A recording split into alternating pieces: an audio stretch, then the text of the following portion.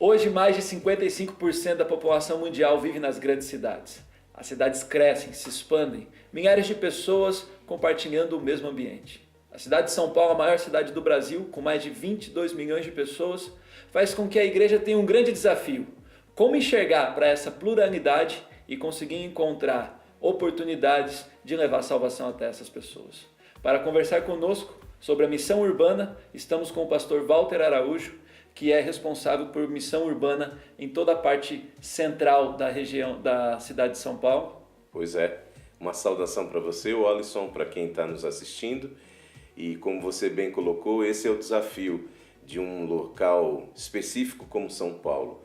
E esse desafio, eu acredito que ele pode ser também escalonado. Você precisa entender as várias culturas que nós temos dentro de uma cidade como São Paulo e arredores. E você também precisa entender como mobilizar os nossos membros a enfrentar esse desafio, não é? As cidades, elas são reconhecidas por essa pluralidade. Hoje a gente pode focar muito nessa pluralidade social, né? Você passa pelas ruas da cidade e parece que ela vai se transformando em cidades dentro de cidade. Como a gente pode entender esse desafio dessa pluralidade com o desafio de levar o evangelho dentro da missão urbana? Para quem está nos assistindo e que vive nesse contexto urbano, especificamente São Paulo capital, a gente percebe a primeira necessidade como adventistas é sairmos das nossas quatro paredes. Nós, culturalmente, dentro da igreja, vivemos um longo período, um grande período voltados para nós mesmos. E com isso a gente parou de observar aquilo que acontece ao nosso redor. E hoje a missão de Deus, ela nos remonta a tomar de novo esse envolvimento. Conhecer. Exato, porque quando você vai à Bíblia, especialmente João capítulo 17, verso 18, você vê que na oração sacerdotal de Jesus, ele foi muito claro: eu fui enviado pelo Pai ao mundo, estou enviando vocês também. Então isto demonstra que a nossa missão é estar misturados com as pessoas que estão fora do nosso contexto chamado igreja, as nossas quatro paredes. Obviamente que o sal vai fazer diferença fora do saleiro. E essa mistura não significa que nós vamos agora nos adaptar a uma cultura que muito provavelmente a gente nota, ela tem aí vários choques com a questão bíblica. Não. Nós vamos para justamente ajudar as pessoas a entender o propósito de Deus. Hoje se fala muito sobre tribos urbanas, né? As tribos que habitam a cidade. Como a gente pode entender esse conceito na missão urbana? Necessariamente você, como eu, todos nós, basta que a gente saia e comece a observar. Por exemplo, você tem numa cidade como São Paulo, pessoal do skate, pessoal da bike, o pessoal da geração saúde, você tem o pessoal das motocicletas, várias tribos, vários segmentos urbanos. E certamente, dentro do universo da nossa igreja, nós temos pessoas que podem também se identificar com essas pessoas que estão fora do nosso contexto religioso e justamente atendendo às necessidades, que era o que Jesus fazia, você conseguir uma aproximação destas pessoas. Não com o intuito de você simplesmente se tornar mais um na tribo urbana, mas ser uma pessoa que, pela profissão de fé que você tem, você enxerga as necessidades dos outros, mesmo que sejam diferentes de você, e você agora procura atender essas necessidades. E o Evangelho é isso, é mistura. Infelizmente, nós não conseguimos nos libertar totalmente dos nossos preconceitos, das nossas barreiras, né? Aquilo que é estranho, aquilo que não é habitual a nós.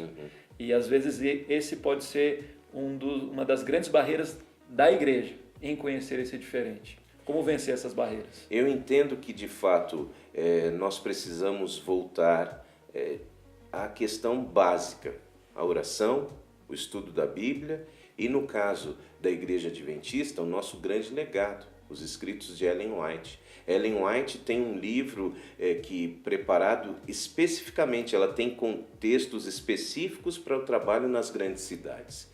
E em toda esta coerência do Evangelho e da profecia, você encontra esta mesma norma. vamos atrás das pessoas, vamos estar com elas, vamos conhecer suas necessidades, vamos abrir nosso coração para estas pessoas. E independente por exemplo, a questão de gênero, a questão de atitude, de gosto musical, eu acredito que a igreja, a própria aparência, não é? E porque, sinceramente, nós somos, como cristãos, muito rápidos em julgar as pessoas, não é? Eu sei que, se me permita um exemplo pessoal, uma certa ocasião fui convidado para dar aí um trato na barba num ambiente assim bem diferenciado, né? Um salão desses conhecidos como vintage e tal, e realmente não é um ambiente que a gente tem o costume de frequentar, né? E quando foi designado o especialista para me atender, a pessoa completamente tatuada e com alargadores, e aí você naturalmente pensa, puxa, que coisa, né? Mas ali naquela conversa foi tudo bem, a primeira vez fui muito bem atendido, a segunda, a terceira, mas sempre assim preocupado, tomara que ele não pergunte a minha profissão. Porque geralmente nos meios fora da igreja e pelas circunstâncias, você identificar-se como um pastor não é uma coisa que as pessoas muitos gostam. E eu, poxa, tomara que, né? Na quarta vez, aí eu já estava até com meu filho, também usa barba, e ele, poxa, a gente tem aí se visto uma vez por mês e tal. Eu nunca perguntei para você o que você faz. Falei, agora acho que vai estragar aqui a amizade, né? E eu disse, eu fiquei ali buscando tal, até que finalmente, olha, eu sou um pastor. Nessa hora ele estava justamente com a navalha assim, e aí ele abriu os braços, deu um passo para trás, olhou para mim e disse, paz do Senhor, pastor. Aí eu fiquei assim, olha, eu sou de Jesus também, viu? E eu pensando, olha aí, preconceituoso, bem feito para você. Ele disse, eu estou assim estragado, né? O senhor nota, bem estragado por fora, mas o coração é de Jesus. Então isso na prática, acho que é a primeira lição que a gente tem que aprender. Muitas pessoas que pela aparência nós julgamos que não queiram conhecer o Evangelho, já são de Jesus. E ele me explicou a situação de vida dele, a depressão que ele passou, especialmente porque ele trabalha muito e sofreu um assalto na rua, um bem que ele adquiriu, uma moto dessas possantes, e aquilo para ele foi uma violência. Ele falou, poxa, eu trabalhei tanto para adquirir isso, e vem alguém e leva embora. E com isso, um casal que também trabalhava no salão, notou que ele estava arrasado e o chamou para ir a uma igreja. E desde aquele período ele tem frequentado a igreja. Por isso ele disse, eu sou de Jesus.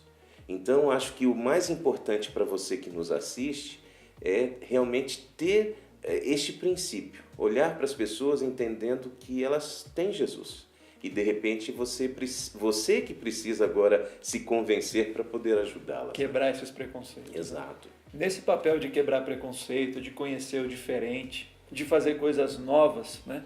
Buscando atingir essa pluralidade, existe uma força que é gigantesca, é muito poderosa, que é a força do jovem. Uhum. Como você vê o papel do jovem nisso? Eu acredito que não só os jovens, Alisson, mas também eu creio que o adventista médio, hoje a gente sofre assim uma dificuldade grande na motivação, na mobilização. Por adventista médio, o que você... Aquela pessoa que está ali frequentando os cultos, geralmente aos sábados, né? Domingos, quando é possível, quarta-feira, aí já é pedir demais, né? Mas assim, o adventista médio, ele está indo à igreja, saindo e está praticamente ligado àqueles momentos da manhã. Já não volta à tarde para algum programa jovem e não tem um envolvimento mesmo com os demais membros ou da sua classe de escola sabatina ou geral. Ele tem uma vida social até à parte da vida social dos membros da igreja. Mas esse adventista médio que praticamente vai à igreja para ouvir um sermão e voltar para casa. Eu acredito que o grande desafio hoje é você despertar nas pessoas um senso de missão pessoal.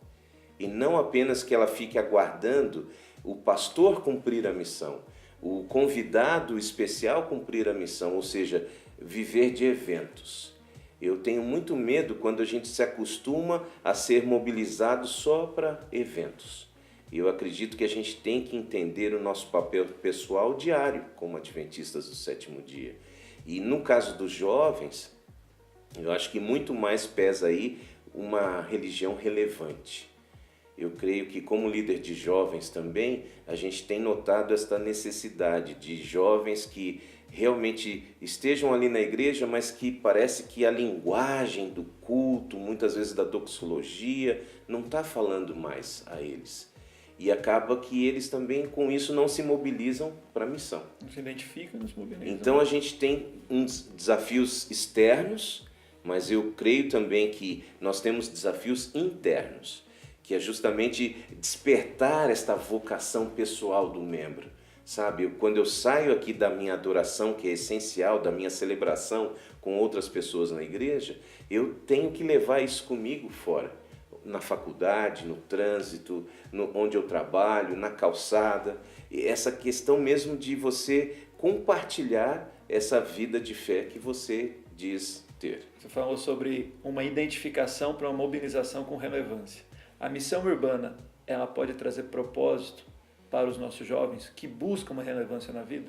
Certamente, porque como nós temos discutido aqui, eu acredito que, mais uma vez, né, a média dos nossos membros se acostumou a receber e não tem motivação para dar. Até você ouve o seguinte: bom, eu acordo às 5, 6 da manhã, que é o desafio da grande metrópole, e essas pessoas estudam e trabalham, e muitas delas ainda moram nas periferias, então tem que sair de madrugada e voltar tarde da noite, no outro dia de novo, no outro dia de novo. Então se acostumou não ter dentro da rotina um espaço para compartilhar a fé. Então a gente acaba que deixando isso para os profissionais. Então a igreja tem obreiros bíblicos, a igreja tem pastores. A minha missão é, de repente, ser fiel no dízimo, na oferta e apoiar ali com a presença, digamos assim. Mas está faltando dentro da agenda nossa aquele espaço de compartilhar a fé, que não precisa muito. Às vezes, se a pessoa prestar atenção, durante a hora do almoço ela pode compartilhar a fé dela. No processo de ir para o trabalho, para a faculdade, ela pode fazer isto. Sabe? Mesmo que seja com colegas de sala, com os colegas de trabalho ou com um morador em situação de rua. Às vezes você tirar um dia do seu almoço para deixar de almoçar no restaurante, pegar ali uma refeição a mais, ir na rua e sentar do lado de um morador de rua, isso pode ser uma motivação para o evangelho transformar a vida daquela pessoa. E para você também. Ser transformado. Porque quando você transforma, você é transformado. Então, se a gente começar a prestar atenção, Alisson, a gente vai descobrir várias oportunidades para compartilhar o Evangelho dentro do caos urbano.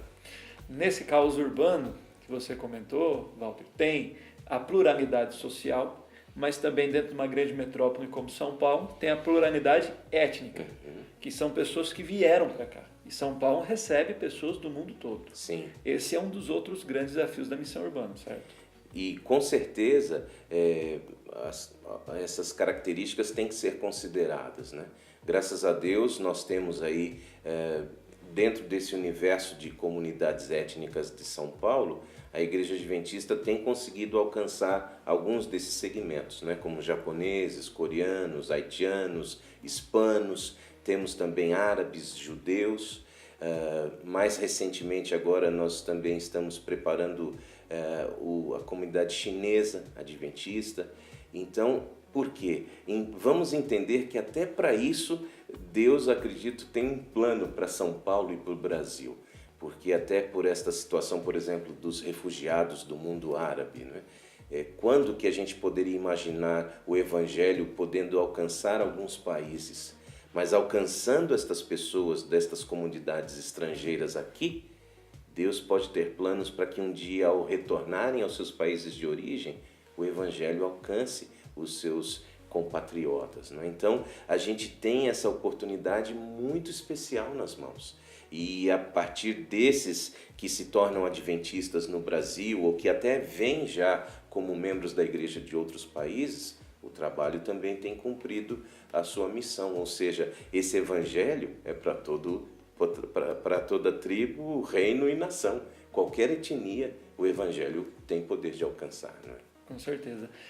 A gente pensa muitas vezes em ações promovidas pelas igrejas para atingir a pluralidade urbana, a missão urbana. Agora, como a gente pode pensar em igrejas, e não só nas ações, que atinjam a missão urbana? Eu acredito que dentro desse contexto a palavra é a relevância. Você que nos assiste deveria perguntar qual que é a relevância da sua igreja na comunidade onde ela está. Então, porque muitas vezes também a gente fica aguardando alguma coisa especial acontecer. Não, olha ao redor. E a sua igreja pode muito bem fazer um levantamento de como é a sua vizinhança. É uma vizinhança com idosos, com mães solteiras, com pessoas analfabetas. Recentemente eu estive numa cidade do Rio de Janeiro e a princípio os irmãos nunca pensaram nisso. Mas aquela cidade tem 14 mil analfabetos. E a igreja cheia de pessoas qualificadas ali, inclusive na língua portuguesa. E geralmente, se a gente for fazer uma conta rápida, e eu desafio você a fazer o mesmo, verifique, eu fiz essa pergunta lá, quanto custaria esse prédio que a gente está aqui, com a porteira fechada? Tudo que está dentro, passa a chave e me vende. Ah, pastor, 6 milhões de reais no mínimo.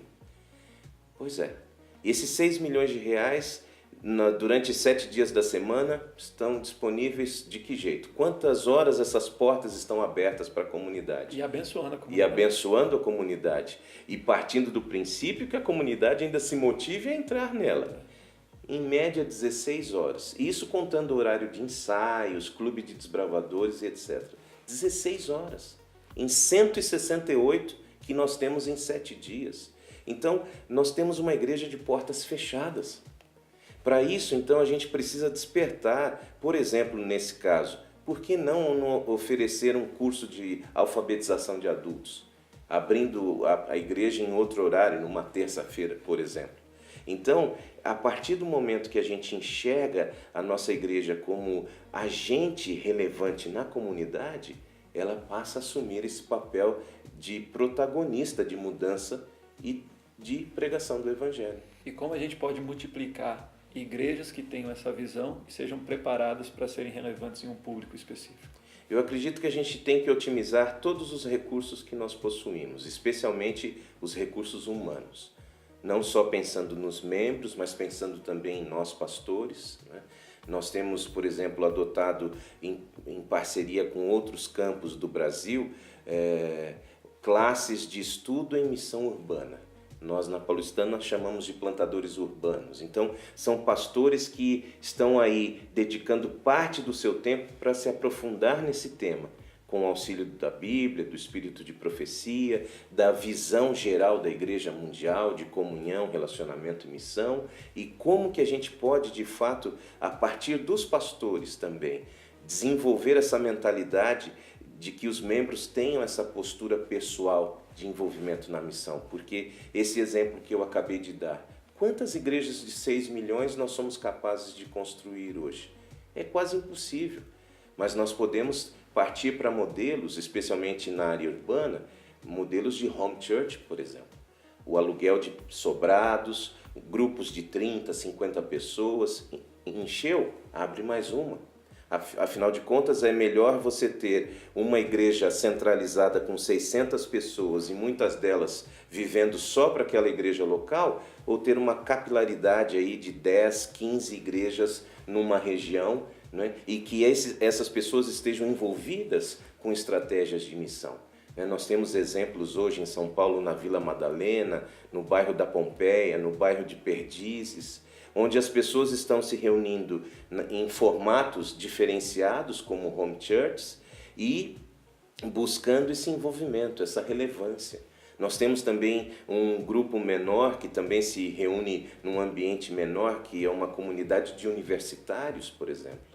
Então, você que está nos ouvindo, essas várias tribos, esses vários segmentos, são oportunidades de crescimento de igreja, que não necessariamente precisam de um prédio de milhões de reais. Não dá para pensar naquele velho paradigma, né? Da igreja construída em lugares como esse. Exato, pelo contrário, o próprio formato, digamos, mais descolado desses ambientes não reduz a santidade da presença de Deus e quebra o preconceito de quem está de fora para dentro, porque ele está indo numa home, está indo numa casa.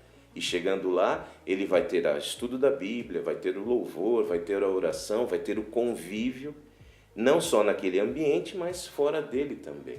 E é uma estratégia mais, digamos, viável financeiramente, porque, convenhamos, vamos fazer as contas, quanto valem esses vários prédios que nós temos? Agora, diante da realidade, recentemente, 27 milhões de brasileiros ou estão desempregados ou subempregados.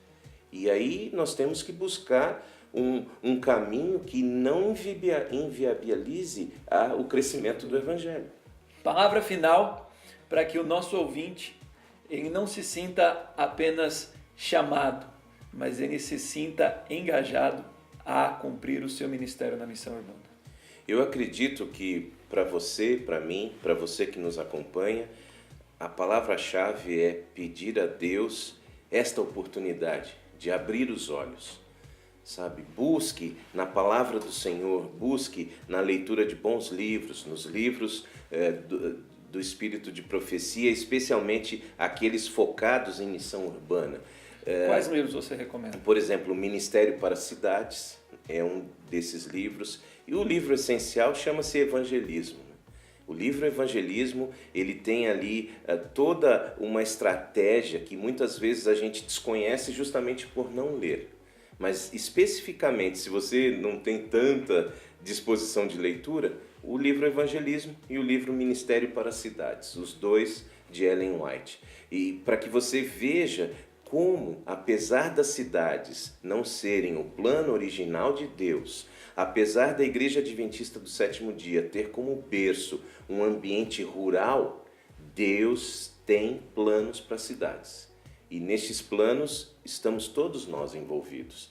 E basta que eu e você nos despertemos. Como eu já disse, você pode ser despertado dentro do seu próprio ambiente familiar, na sua vizinhança, na comunidade onde você vive, sociedade de amigos de bairro, no time de futebol de salão que você joga na segunda noite, na faculdade, no trabalho. Existe espaço, existe ambiente para que você se desperte pessoalmente para esse ministério. E para isso você não precisa de um cargo na igreja, você simplesmente precisa se despertar e enxergar como Deus, de forma plena, quer usar pessoas na missão urbana. Bom, existe espaço, existe urgência. Esse foi o papo que nós tivemos com o pastor Walter. Obrigado por estar conosco. Obrigado também. O processo de urbanização ele é irreversível. E a urgência de Deus em estar com essas pessoas entre as grandes cidades é muito grande. Como iremos responder a isso? Nós oramos para que você responda esse chamado de uma maneira dizendo: eis-me aqui, usa-me a mim.